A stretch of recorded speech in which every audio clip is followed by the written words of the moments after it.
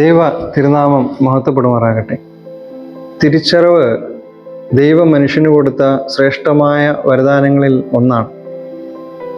നന്മയും തിന്മയും തിരിച്ചറിയുവാനുള്ള വിവേകശക്തി മനുഷ്യൻ്റെ സൃഷ്ടിയുടെ പ്രാരംഭം മുതൽ അവന് ലഭിച്ച ഒരു വരദാനമാണ്. ഏദൻ തോട്ടത്തിൽ ആദമും ഹവ്വയും നന്മയും തിന്മയും തിരിച്ചറിയുവാൻ തക്കവണ്ണം പ്രാപ്തിയായതിനു ശേഷം ഏദൻ തോട്ടത്തിൻ്റെ കംഫർട്ട് സോണിൽ നിന്ന് പുറത്തുപോയി അധ്വാനിക്കുവാൻ തക്കവണ്ണം കൽപ്പിക്കുന്ന ദൈവത്തെ വേദപണ്ഡിതന്മാർ പരിചയപ്പെടുത്തുന്നുണ്ട്. ലൂക്കോസിൻ്റെ സുവിശേഷം 4-ാം അധ്യായം 31 മുതൽ 41 വരെയുള്ള വാക്യങ്ങളിൽ ഈ തിരിച്ചറിവിനെക്കുറിച്ച് പ്രതിപാദിക്കുന്നുണ്ട്. സംഘാലയത്തിലുള്ള ഭൂതഗ്രസ്തൻ യേശുമ്പുരാനെ ദൈവപുത്രനെന്ന് തിരിച്ചറിയുന്നു. അവൻ്റെ അടുക്കൽ കൊണ്ടുവന്ന രോഗികളിലെ രോഗാവസ്ഥയൊക്കെ അവനെ തിരിച്ചറിഞ്ഞ് ആ രോഗികളിൽ നിന്ന് വിട്ടുമാറുന്നതായിട്ട് വേദപുസ്തകം ചിത്രീകരിക്കുന്നു. പരിശുദ്ധ സ്ലീഹന്മാര് ഗുരു എന്ന നിലയിൽ അവനെ മനസ്സിലാക്കി. എന്നാൽ തുടർന്നുള്ള അവനോട് ചേർന്നുള്ള വാസത്തിൽ അവനെ ദൈവപുത്രനായിട്ട് മനസ്സിലാക്കുന്നു. പുതിയ നിയമത്തിൽ അവനെ തിരിച്ചറിയുന്ന അനേകരുടെ പട്ടിക കൊടുക്കുന്നുണ്ട്.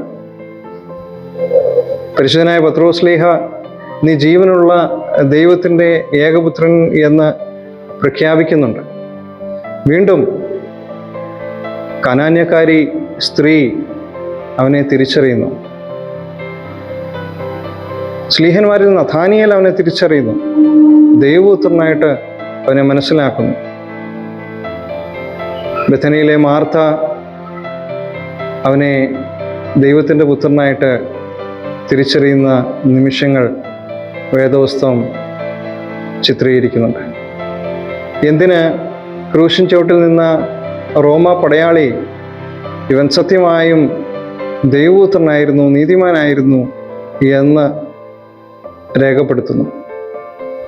ഗുരുവിൽ നിന്ന് സ്ലീഹന്മാര് എൻ്റെ കർത്താവും എൻ്റെ ദൈവവും എന്നുള്ള തിരിച്ചറിവിലേക്ക് വളരുന്നതായിട്ട് നാം കാണുന്നു. Who is Christ for us? Supernatural beings, they recognize Jesus Christ. But human being created in his own image and likeness are still discovering who he is. എനിക്ക് എൻ്റെ ക്രിസ്തു ആരാകുന്നു എന്നുള്ള തിരിച്ചറിവാകുന്നു നമ്മെ വഴി നടത്തേണ്ടുന്നത്.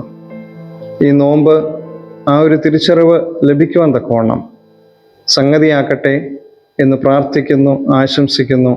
ദൈവം തമ്പുരാൻ നമ്മെ ഏവരെയും വാഴ്ത്തി അനുഗ്രഹിക്കട്ടെ.